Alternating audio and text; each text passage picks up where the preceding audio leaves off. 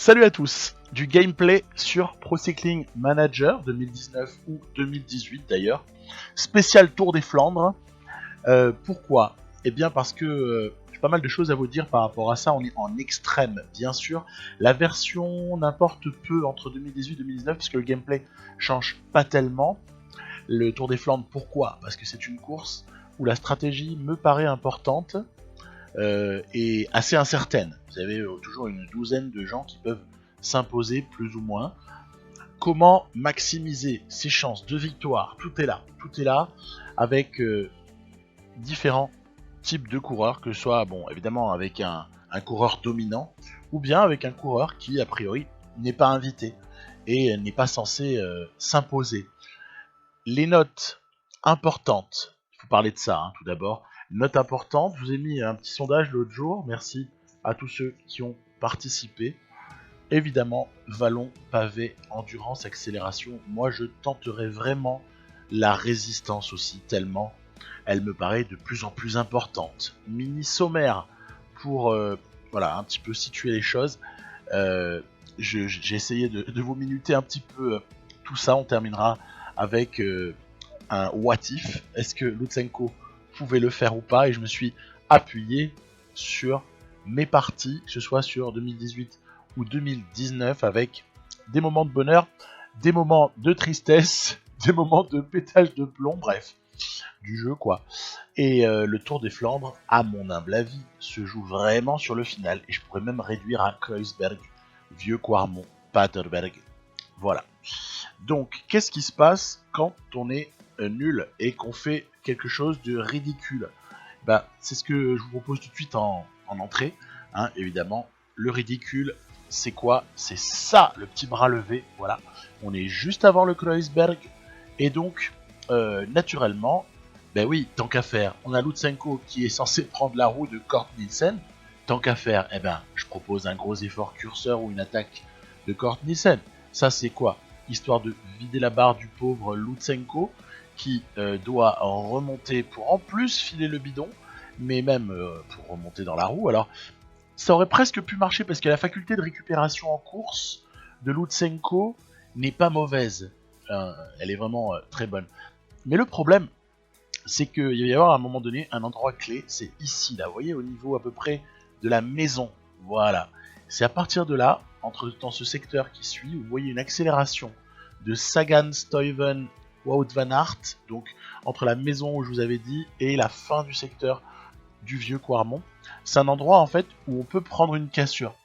De toute façon, sur PCM, dès lors qu'il y a la fin d'une ascension, même si là c'était une pente faible en fin de Vieux Quarmont, dès lors qu'il y a la fin d'une ascension, il est, ça c'est depuis la nuit des temps, depuis que ce jeu existe quasiment, toujours très très payant d'attaquer ou de fournir un effort en toute fin d'ascension, parce qu'à ce moment-là, vous faites une différence inouïe avec les gens qui ont calé juste à la fin. Et donc, tout ça se finit avec une 4ème place. En soi, elle est pas mauvaise, mais c'est la manière en fait qui choque. Voilà. Et c'est donc ça qui a un peu inspiré cette vidéo, et du coup, je me suis amusé à reprendre un peu tous mes tours des Flandres sur Pro Cycling Manager depuis environ 2 ans. Et là, on est par exemple sur Mathieu Van Der Poel en 2019. Donc ça, c'est une partie sur PCM 2019 où on avait évidemment l'équipe Corandon Circus 2019. Vous avez Mathieu Van Der Poel et personne. Voilà. Surtout que je crois me souvenir que j'avais eu un coureur important qui avait rapidement crevé. Bon, bref, voilà. Ok, donc qu'est-ce qui se passe ici, là? Bam, toujours un peu au même endroit. Il n'y a plus de force, il n'y a plus de barre, il n'y a plus rien. Alors évidemment, dans la descente vers le Paterberg, on peut reprendre. Mais derrière, sur la réaccélération en descente de Paterberg, et puis après c'est la folie, on est à peu près certain de se laisser déposer. Voilà, donc c'est comme ça que cette année-là, Wout van Aert et Mathieu Van Der Poel, beaucoup trop seuls, a été reparti avec un échec relatif, 5 et 6. C'est quand même un échec pour un coureur de cette trempe sur ce jeu. Après, il y a la séquence, puisqu'on parlait de Wout van Aert juste avant, il y a la séquence avec Jumbo Visma, où Wout van Aert n'est effectivement pas très accompagné, hein, faut quand même le dire, mais quand même, il y a moyen, mais surtout, il y a la malchance. Alors c'est vrai que vous avez la malchance, je souhaite ce jeune Janssen qui était ce jour-là en très belle forme, et qui avait lui aussi chuté, et c'était assez dommage. Alors Tennyson qui n'en peut plus, Wout van Aert qui se lance dans une folle remontée. On est loin hein, de l'arrivée, hein, donc à la limite, il y a encore moyen peut-être de faire quelque chose hein, à ce stade-là. Là, on est par exemple sur l'avant-dernier passage dans le vieux couramment. Donc, rien n'est fichu, hein. Rien n'est fichu, à tel point que, bah ouais, vous le croyez ou vous le croyez pas, mais Wout van Aert, qui avait plutôt une jolie forme et de belles capacités hein, sur là, se retrouve quand même carrément avec le groupe de favoris, et puis limite lancer l'attaque là, à la fin. Regardez, c'est pareil ici. On va donc sortir en tête du vieux Quarmont. Cette fois-ci, c'est le dernier passage. Donc, Paterberg, avec notamment Niels Politt, avec Van der Poel, avec Greg Van Avermaet dans la roue. Et puis derrière, ça va jouer sur pas grand-chose. Ouais, donc pas de bol. Peut-être une mauvaise surveillance de la bonne roue. Une réaction un petit peu trop tardive qui fait qu'en fait, on n'arrive pas à rentrer sur Van Avermaet et on fait deuxième de manière ultra décevante. Donc là, pour moi, le fail, le côté qui est mal joué hein, dans cette partie-là, c'est ne pas avoir pris la roue de Van Avermaet. Voilà, pour moi, c'était vraiment l'erreur. On parle de gameplay hein, dans cette vidéo. Donc, je parle de l'erreur en question qui était ne pas prendre la roue de GVA. Ensuite, évidemment, le panache. Est-ce que le panache peut rapporter sur ce round? La première année, avec Astana, j'avais tenté quelque chose. Il se trouve qu'il y a pas mal d'opportunités pour un peu s'échapper. Surtout, on a un Lutsenko là, donc on est en 2019, c'est plutôt donc un début de partie. On peut pas dire que le palmarès de Lutsenko soit garni de telle sorte que l'IA le surveille, on va dire, comme elle surveillerait Sagan, hein, pour schématiser, ou même d'ailleurs comme elle surveillerait Lutsenko l'année suivante. Et du coup, j'ai tenté un coup de loin. J'ai tenté un coup au panache, et c'est vrai que c'était, on pouvait se dire pourquoi pas, hein. Pourquoi pas, on voit ici le groupe des favoris qui commence à se rapprocher dangereusement d'un Lutsenko qui a de moins en moins de barres. Et puis là, il va se passer quelque chose d'assez dramatique. Regardez, on est plus ou moins toujours au même endroit. Hein. Plus ou moins toujours au même endroit. Ça cale. C'est pas l'endroit le plus pentu. Hein. C'est pas du tout l'endroit le plus pentu. J'ai une hypothèse. Ne serait-ce pas un endroit où, puisque ça n'est pas très pentu, mais qu'on est dans le vieux Quarmont, donc les pavés sont ressentis comme des pavés presque du même niveau que ceux de Paris-Roubaix. J'ai dit presque, hein, parce que je pense que les pavés de Paris-Roubaix, les 5 étoiles là, sont pires que les pavés du vieux Quarmont.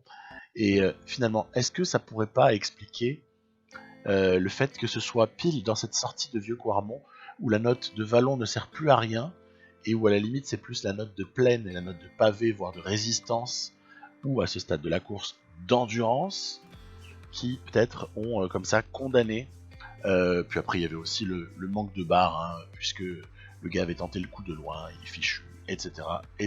Quand il se fait reprendre l'auto-soudal, épisode à l'époque, donc c'était 2000...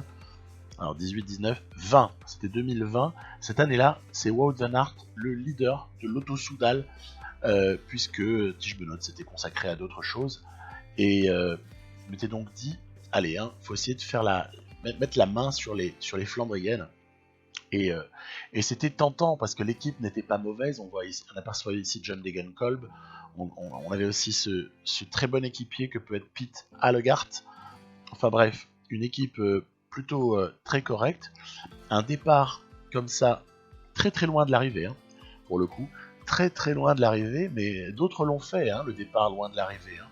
Donc, demandez à Terpstra et je crois que c'était Lampart, non, qui était avec lui une année, hein, et puis au final, à 20-25 bornes de l'arrivée, il y a Terpstra qui termine tout seul. Donc, pas réellement en décalage avec la réalité possible, mais par contre, on va s'en apercevoir assez facilement en décalage avec la réalité du jeu. hein, parce que ce jeu ne tolère pas certains comportements. Il y a certains trucs qu'on peut pas faire en fait. Et c'est pour ça que je le montre, c'est parce que en fait, ce départ comme ça un petit peu trop lointain pour un gros favori, il va engendrer une suractivité de ceux qui poursuivent, des poursuivants, des leaders poursuivants. Alors, si ils se comportent tous comme Christophe là, sous nos yeux, à ce moment-là, il n'y a aucune inquiétude. Parce que Christophe s'épuise en étant tout seul. Par contre, là où c'est dangereux, c'est quand ça arrive en meute. Et on aperçoit une meute, par contre, qui est en poursuite ici de Wout van Aert, qui quand même conserve un paquet d'avance à ce stade-là. Hein. Sagan était un Bahreïn Merida, alors dans cette partie-là, alors que on avait le joli maillot, voilà, de GVA, et vous apercevez Stuyven aussi qui est présent. Et donc on essaye de prendre la roue, mais évidemment on n'est pas capable de la tenir à ce stade-là. Sagan est peut-être le dernier espoir, mais en fait on est en incapacité de faire quoi que ce soit, puisque Sagan a beaucoup donné auparavant, il a aidé à revenir Stuyven et Van Avermaet, et ça va être de nouveau une victoire pour le Belge GVA qui évidemment n'a aucun problème à se débarrasser de Stuyven, puisque dans tous les cas il le tape, hein, plus ou moins. Donc là je l'avais mal pris, mais c'est marrant parce qu'avec le recul, je me dis simplement que peut-être que Wout van Aert était insuffisamment accompagné, et puis surtout que tenter le coup au panache de trop loin, bah, c'est une erreur, en fait, c'est une erreur. C'est très tentant, mais c'est une erreur. Toujours avec Lotto Soudal, dans le style, regardez, 99.9, c'était énorme ça. J'avais raté le pic de forme pour 0,1, je crois que c'était une petite maladie, vous voyez, ou un truc du style, qui m'avait manqué le petit 0,1, on est dans le mur, donc on est très très loin de l'endroit important. C'est une année où Benoît vise un grand chelem, hein, une espèce de grand chelem en tout cas, en 2021 avec Lotto Soudal, un grand chelem des monuments, et donc cette chute qui intervient assez rapidement donc dans la course, hein, donc très très loin de l'arrivée, était potentiellement dramatique. Mais ce qui est incroyable, c'est qu'avec le travail des équipiers, on va quand même réussir à rattraper le coup, en larguant aussi au passage certains favoris, ce qui fait qu'on va se retrouver dans un final avec le Wout van Aert, qui est quand même un vrai prétendant à la victoire. Alors pour le coup, certes Benoît n'avait pas son pic, mais en contrepartie, Van Aert, c'est quand même un drôle d'équipier de luxe. Hein. Et donc on se retrouve assez curieusement avec Dylan Van Baarle, voilà, que vous apercevez juste derrière, de chez Sunweb, dans cette partie-là, à ce moment-là. Dylan Van Baarle qui est le dernier à résister au départ de Tish Benoît. Donc quelque part, la victoire en partant de très loin et en terminant seul, on l'a hein, sur cette course-là.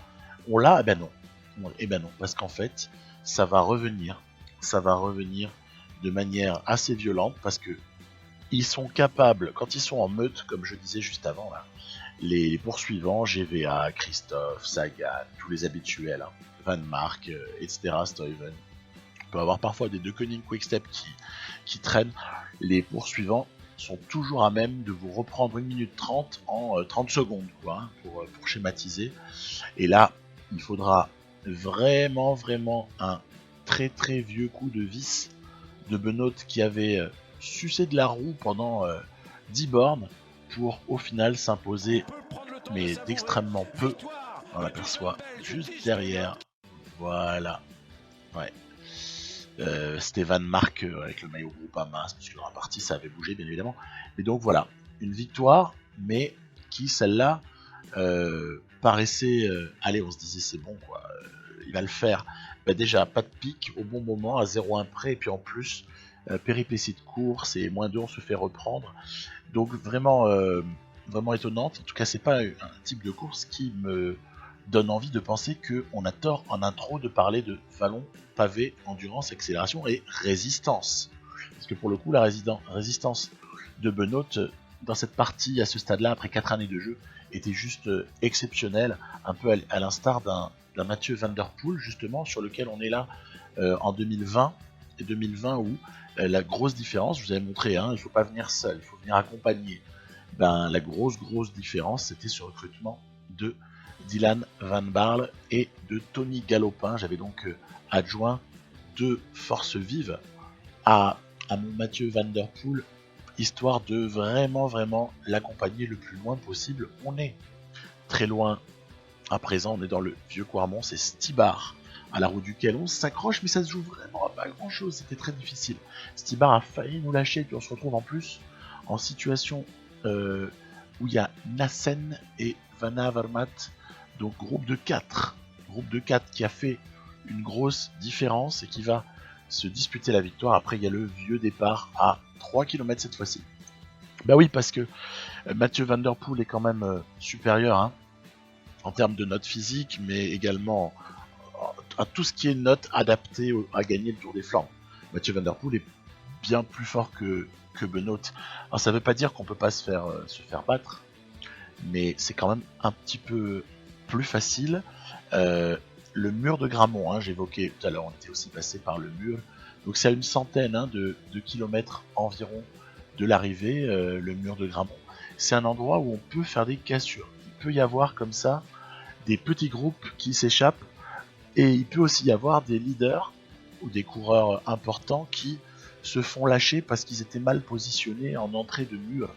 Et ça, c'est aussi un paramètre à prendre en compte soi-même pour évidemment toujours être aux avant-postes dans les secteurs clés, mais ça, c'est la base, j'en ai pas encore parlé, j'aurais dû l'évoquer, peut-être commencer par ça. Être aux avant-postes en permanence à l'entrée des secteurs pavés. Voilà, je le dis une bonne fois pour toutes. On avait donc en 2021, cette fois-ci j'ai enchaîné, 2021 on se retrouvait avec Van Baarle encore une fois présent dans le final.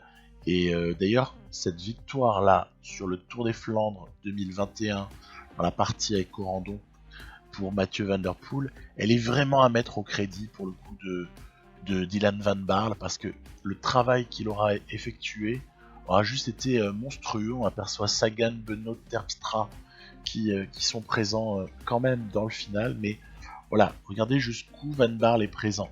C'est rare que j'ai un équipier encore présent à ce stade-là. Et donc c'est vrai qu'il a tellement protégé Van Der Poel jusque-là que malgré le départ de Oliver Nassen, qui aurait pu être fatal, hein, ben on se retrouve quand même assez facilement à faire le jump pour terminer à 2. Dans un premier temps, ouais, je m'hésitais, est-ce que je l'attends, est-ce que je l'attends pas? Bon, on va se caler dans sa roue puisque c'est ça, attention parce que ça peut vraiment revenir derrière. Nassen joue le coup alors qu'il aurait pu arrêter de collaborer, auquel cas je serais parti. Et au final, Sagan et compagnie reviendront un tout petit peu trop tard. Mais encore une fois, il a beau avoir des notes incroyables et toutes les raisons de s'imposer, Van Der Poel, allez, c'est pas non plus fait à chaque fois. Un avec lequel c'est quand même plus facile, c'était dans ma partie avec Ferrari, où j'ai comme ça Colbrelli et Gianni Moscon, qui étaient les 2 lieutenants principaux de Peter Sagan sur ce Tour des Flandres là disputé. Alors on doit être en 2020 dans cette partie-là, puisque je jouais TPCM 2018, c'est la 3e année. Sagan assez facile, déjà parce que c'est Sagan, et en plus parce qu'il est soutenu. Donc c'est vrai qu'à partir de là, c'est un peu plus facile. Cette fois-ci, il ne faut pas se laisser avoir. Le Bora Hansgrohe qui est en lutte avec nous, c'est Greg Van Avermaet. Donc évidemment, les maillots changent d'une partie à l'autre, et le CCC, c'est Sepp Van Marke. Et on voit ici Gianni Moscon qui a fait un énorme effort avant de capituler et de laisser la place à son maître, à Peter Sagan, qui va, je dirais, pas rencontrer de trop grosses difficultés pour se jouer de Van Avermaet un petit peu plus loin avant l'arrivée à Oudenaarde. Donc victoire de Sagan. Je dirais que c'est quand même plus facile avec Sagan qu'avec Van Der Poel. Blague à part, c'est plus facile, mais ça reste, on peut quand même se foirer à mon avis. Bon, il y a quand même moyen de le rater, mais c'est quand même difficile. Et puis une autre équipe avec laquelle allez, les choses peuvent être ressenties comme facile, mais ça c'est pas pour la même raison. C'est pas parce qu'on a le meilleur coureur du plateau. C'est parce qu'on est nombreux à pouvoir s'entraider. Et là on retrouve plus l'esprit Wout van Aert, Benoît qu'on avait aperçu précédemment, beaucoup plus que l'esprit Sagan, Van Der Poel, hein, qui sont vraiment très très forts. C'était une course, là on est sur De Koning Quick-Step 2019, où j'avais infligé une cassure à Peter Sagan notamment. Et donc on se retrouvait avec un Peter Sagan qui était obligé de faire un énorme effort pour rentrer et qui avait finalement pas réussi à rentrer. Stybar, Lampart et Philippe Gilbert se retrouvent donc dans le groupe, on va dire, de tête, hein, au moment du dernier passage au Vieux Quarmont, et c'est Lampart qui va comme ça partir. Et Lampart, avec une jolie forme du jour, avec tout ce qu'on peut imaginer, comme poursuivant immédiat le seul pauvre infortuné Colbrelli, qui n'avait rien pu faire évidemment pour revenir sur Lampart qui s'impose avec 1 minute d'avance et 2,40 sur Terpstra et compagnie. Donc là c'était vraiment la puissance de De Koning Quick-Step, je dirais, et surtout la force de 3 coureurs majeurs, et c'est vrai que ça fait une énorme différence. Donc le Wolfpack, c'est quand même une stratégie qui marche, surtout quand les mecs sont tous capables individuellement d'en gagner un, quoi. C'est pas pareil que le Wolfpack à la Astana que je vous ai proposé, qui est une version plus légère du Wolfpack, puisqu'au final, il y en a peut-être pas un seul qui est capable intrinsèquement de s'imposer. C'est juste que j'essaye à 4 de compenser le manque de valeur individuelle. Voilà. Petite parenthèse. Donc, on se retrouve avec le Wolfpack, c'est l'année suivante, et cette fois le même trio. Enfin, Gilbert est en train, voilà, de lâcher, mais le même trio en tout cas dans le final. Gilbert qui a bien bossé, Lampart qui se sacrifie pour son équipier Stybar, mais attention, hein, celle-là elle est tendue, hein. Celle-là elle est vraiment tendue parce que Stybar il a pas toutes les caractéristiques principales de quelqu'un qui est favori sur le Tour des Flandres dans le jeu, en tout cas pas avec ces notes-là.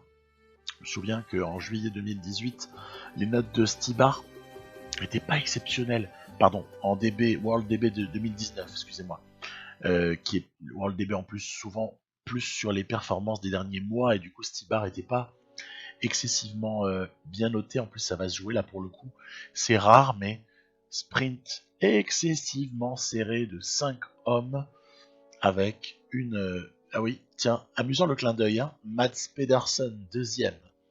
On retrouve Van Mark, Van Avermaet, on retrouve Benoît, on retrouve Wout van Aert plus loin, Sagan qui avait aussi pris une cassure. J'arrivais bien à distancer Sagan quand je jouais avec De Koning Quick-Step parce que on arrivait à l'isoler et à lui provoquer des cassures.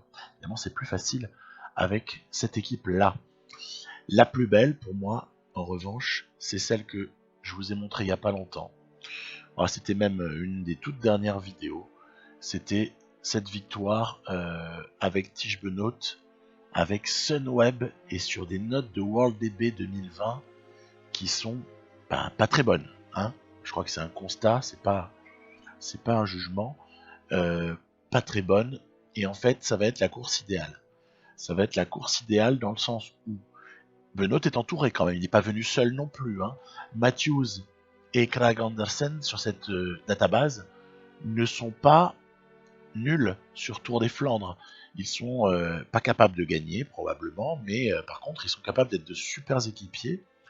Et c'est en fait une première cassure en fait dont on avait été un petit peu les instigateurs pour être franc, qui avait dissocié un peu les favoris en deux groupes. Alors vous doutez très bien que quelques jours après avoir fait ce que j'ai fait avec Lutsenko sur le Kreuzberg, j'allais pas me refaire avoir, et par contre j'ai essayé de voir si Benoît ne pourrait pas tenter quelque chose dans le Kreuzberg.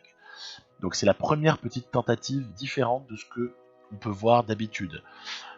Et en fait je me suis aperçu que non, pas réellement, parce que il se trouve qu'on était accompagné de Bettiol qui lui ne voulait pas rouler puisqu'il était avec Van Mark, il roulait pour Van Mark. Donc le tournant il est encore une fois en sortie de secteur pavé du Vieux Quarmont, troisième passage, toujours la même chose, c'est quand Benoît ne lâche pas la roue de Je crois que c'est Van Der Poel et je ne sais plus qui était en train de mettre la pression, Sagan peut-être. Quoi qu'il en soit, le final va se jouer à 6. Ça, on en a l'habitude. Il faut toujours choisir les bonnes roues. Et en l'occurrence, la roue de Lampard m'intéressait beaucoup, ou celle de Wout van Aert également. Simplement, on voit bien qu'ils sont au bord de la rupture. Du coup, il faut choisir un des 3 autres. Et choisir un des 3 autres, c'est choisir Peter Sagan. Parce que dans ce contexte-là, Peter Sagan, c'est quasiment imbattable, sauf si, comme ça, à 2 km environ, ou 1,5 de l'arrivée, on tente le petit coup de bluff. Et donc c'est pour ça que je parle de course parfaite cette fois, en toute modestie, c'est pas du tout l'idée de me jeter des fleurs, parce que sinon je montrerai pas tous mes échecs. J'insisterai pas lourdement sur l'échec Lutsenko par exemple, au niveau du gameplay, alors que je suis censé quand même ne pas le faire. Non, je trouve que c'était vraiment l'alignement des planètes parfait, arriver à gagner ce Tour des Flandres avec un scénario juste parfait pour Benoît. Je ne sais même pas si, avec de meilleures notes l'année suivante, Benoît peut prendre ce Tour des Flandres de la même manière. C'est pour vous dire. Pour vous dire aussi toute la force du plus 5. Le plus 5 en forme du jour est aussi un élément capital. Donc voilà, on est passé ensuite sur quelque chose que je vous ai jamais montré. Je vous ai jamais montré, c'est un montage beaucoup plus détaillé et un petit peu plus long de est-ce que Lutsenko pouvait le faire ou pas. Voilà, on est vraiment sur ce concept-là.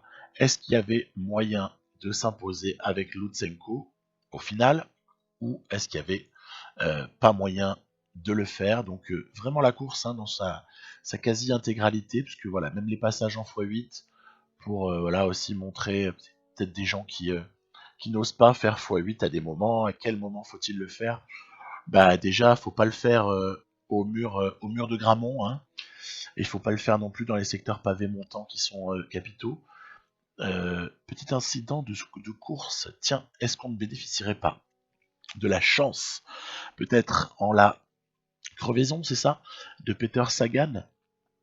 Donc la cassure est faite parce que je l'ai un petit peu provoqué, la cassure de après le mur de Grammont. Après le mur de Grammont, il y a souvent une cassure, surtout si on la provoque. Et donc une fois que cette cassure est faite, qu'est-ce qu'on va bien pouvoir en tirer comme profit? Bah, pas un énorme profit, même si on voit que certains s'épuisent en voulant ramener leur leader. Voilà, donc c'est quand même un fait intéressant. Sagan est encore à l'arrière, mais il y a quand même Ackermann, on aperçoit, enfin bref, l'équipe Bora qui a roulé à bloc, et pas que Bora. C'est là où je parlais de mutualisation des efforts par l'IA, c'est que vous avez comme ça 2-3 équipes qui vont rouler à bloc avec des forces quasi insoupçonnées, des ressources en tout cas insoupçonnées. On va se retrouver comme ça avec certains favoris qui vont recoller alors qu'on pensait les avoir eu. Regardez là, c'est affreux ce qui arrive ici. Ce qui arrive ici a été affreux. J'espère que vous l'avez vu. C'était le blocage en bord de route à droite pour Pedersen et Kurt Nielsen. Et là, je suis vraiment dégoûté parce que Pedersen, c'était pour moi l'option, une autre option en tout cas sur ce Tour des Flandres. Et c'est tellement dommage d'avoir bouffé un peu de barre. Ça peut se payer par la suite. On va voir ça. Le vieux Quarmont, là on est sur le deuxième et avant-dernier passage. La Jumbo-Visma suivie de la CCC ainsi que de Dillier et Nassen sont dans une phase d'accélération. On s'est fait totalement piéger sur la fin du secteur pavé montant de Oudenaard, du vieux Quarmont, pardon. Krag Andersen n'aura pas réussi effectivement à ramener sur ce secteur-là, donc on est obligé de compter sur le Paterberg. Et attention, il y a une réaccélération systématique, on l'a vu, en sortie de Paterberg. Donc à partir de là, il faut faire gaffe. Il faut essayer de se faufiler, c'est pas évident. Il n'y a pas la note, vous savez, sur Pro Cycling Manager, on pourrait imaginer tout au plus une note qui est dédiée à la capacité d'un coureur à frotter. Parce qu'en fait, c'est hyper important en cyclisme, de savoir frotter. Mais il faut croire qu'ils n'ont pas choisi en fait de créer une note pareille, alors que là on est en train d'essayer de rentrer. Qu'est-ce que c'est bête alors de dépenser de l'énergie pour rien. Il n'y a pas cette note à mon sens de frottage parce que elle doit être comprise quelque part dans la note de pavé. Hein, c'est ce qu'il faut en tout cas imaginer. Là, c'est clairement une volonté de leur part. C'est les gens qui connaissent le cyclisme. J'ose pas imaginer qu'ils auraient juste oublié quelque chose. C'est forcément un choix. Donc, on est peu ou prou dans les clous. Mais qu'est-ce que c'est difficile, hein. Qu'est-ce que c'est difficile. On s'accroche. On a l'impression vraiment d'être sur la corde raide et d'être finalement menacé de cassure à tout moment. Alors là, Tyenberg, donc ça veut dire qu'on n'est pas très très loin du moment où l'enchaînement final va intervenir. L'enchaînement final, donc c'est Kreuzberg, Vieux-Quarmont, Paterberg. Et donc, vous voyez les barres qui restent. Voilà, c'est pour ça que je parle de compromis. C'est parce que rien que quand on voit ce qui reste de barres à ce moment-là, on se dit c'est mal barré. C'est mal barré. Parce qu'en fait, on a trop consommé de barres avant pour des bêtises et aussi pour un peu de malchance. Et donc, voilà aussi pourquoi il faut un alignement des planètes, hein, que j'évoquais tout à l'heure avec Benoît, c'est que si vous n'avez pas ces planètes qui s'alignent là avec des petits facteurs positifs qui se mettent bout à bout les uns derrière les autres, vous retrouvez avec votre leader là qui doit gérer la toute fin solo. Alors que, si vous vous souvenez tout à l'heure, on avait Van Barle qui était encore au soutien de Van Der Poel au moment où on avait passé pour la dernière fois le Paterberg. Ça fait quand même une sacrée différence, hein, le rôle des équipiers, hein, donc hein, vraiment rôle des équipiers capital, forme du jour aussi. Bref, vous avez vu l'accélération et on se remange donc une vilaine cassure dans la toute fin du Vieux-Quarmont. Donc voilà, hein. J'ai l'impression que c'est un jour sans fin, vous savez, hein. Un jour sans fin, ce film dans lequel il y a un gars là comme ça qui revit un petit peu tout le temps la même chose. Donc oui, c'est un peu ça.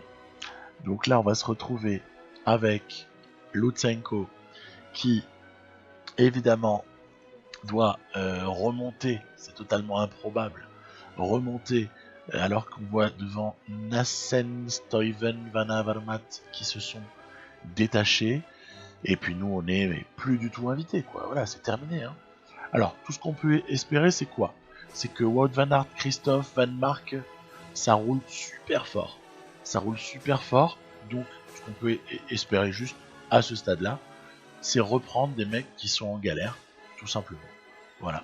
Et donc faire une place. Mais est-ce que j'aurais réussi à finalement choper ce Tour des Flandres avec Lutsenko en rejouant le truc? Non. Non et non. Alors évidemment, pour l'honneur et parce qu'il fallait quand même essayer d'optimiser la performance, on va quand même tenter un départ. Mais voilà, tout ça est beaucoup trop tardif. On s'est fait décramponner à l'endroit où il ne fallait pas se faire décramponner. Et là, il semblerait que Van Avermaet ait préjugé de ses forces sur cette partie-là. Et ouais, il s'est fait taper par Nassen. Et Lutsenko va encore être 4ème. Donc au final, est-ce que ça valait le coup de recommencer? Pas vraiment. Pas vraiment. Donc 4ème, je crois que c'est sa place au définitif, hein. 4ème sur le Tour des Flandres en 2020 avec Astana. C'est la place de Lutsenko pour moi, en tout cas. Voilà. Ou alors il aurait fallu avoir un petit plus 5. Peut-être qu'avec le plus 5, on pouvait envisager autre chose. Et voilà. Donc, regardez le moment clé. Il est terrible celui-là. Il fait mal, hein. Qu'est-ce qui fait mal celui-là? C'est le blocage. Le blocage. Le blocage ici. Et c'est ça qui fait qu'en fait on perd le contact avec voilà l'avant du groupe. Et après c'est terminé. C'est donc en fait une grosse erreur de gameplay. Pourquoi? Parce qu'il aurait fallu être plus à l'avant, à l'amorce de ce Vieux-Quarmont. D'une part, il aurait fallu naviguer avec les touches du pavé direct, les touches du pavé numérique 4 et 6 là-haut, vous savez, pour aller à gauche ou pour aller à droite. Et je pense que les erreurs, elles sont là. Donc c'est pour ça aussi que je les partage, parce que avouez que c'est quand même dommage de perdre un Tour des Flandres parce qu'on a mal géré cet aspect-là, parce que je crois pas que intrinsèquement Lutsenko n'était pas capable de prendre Nassen ou même GVA. En tout cas, les notes me disent que Lutsenko était tout à fait à la hauteur de ces gars-là. Ensuite, en conclusion, je dirais qu'il faut au moins un équipier. Vous avez vu tout à l'heure Van Barle avec Van Der Poel, par exemple. Voilà. Ou alors Craig Andersen, etc. Voilà. Je pense qu'il faut au moins un équipier. Si on en a deux, c'est optimal. Une bonne forme du jour, puisque la forme du jour, c'est ce qui va changer un âne en cheval de course. C'est essentiel sur Pro Cycling Manager, donc de bons pics de forme, par voie de conséquence. Ne pas se faire piéger bêtement, comme je vous l'ai allègrement montré sur pas mal d'exemples là dans cette vidéo exprès. Attention à certains secteurs, on en a repéré quelques-uns, surtout je dirais la fin du vieux Quarmont, mais pas que. Il y a plein d'autres petits endroits qu'on a mentionnés ici et là. Et puis, attention, panache, ça rime pas forcément avec succès. Donc on peut être audacieux, mais il faut pas non plus l'être trop, sans quoi on se crame et c'est terminé. Alors, si ce type de vidéo, qui est dédié à du gameplay, là en l'occurrence sur le Tour des Flandres, vous plaît, dites-moi sur quelle course vous aimeriez que je fasse le même truc. Parce que je trouve ça intéressant de faire ce type de bilan quelque part. J'y trouve un certain plaisir, on va dire. Plaisir que j'ai un peu perdu pour le pro cycliste. Donc ne me demandez pas de sortie pour le pro cycliste, je verrai. Par contre, Astana, c'est imminent. Et je travaille d'arrache-pied sur Corandon et sur Benoît épisode 3, sachant qu'il y a pas mal de boulot et il y aura pas mal de contenu. Et je pense que vous aurez aussi un certain nombre de surprises à la clé. En tout cas, je prépare tout ça sereinement. Un seul mot d'ordre, le plaisir. Voilà, le plaisir. À très bientôt et surtout, vive PCM, vive le Tour des Flandres. Cette course tellement prodigieuse. Voilà, bye bye.